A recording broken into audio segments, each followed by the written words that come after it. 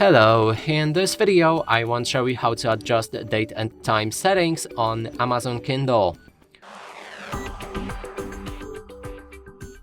To do this, first we'll need to click on the three dots in the top right corner of the screen, navigate to the settings, enter device options, then look for date and time. When you enter it, you'll be able to adjust all of the settings regarding date and time, and first one is 24 hours clock.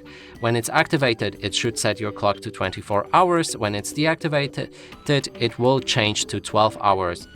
Then you can set your time automatically, which will adjust all of the date and time settings automatically using network, and you can also deactivate it to adjust your date and time manually, and you can click on each of those to change it. And that's it for this video. Hope you like it. Please consider subscribing to our channel, leave a like and a comment below.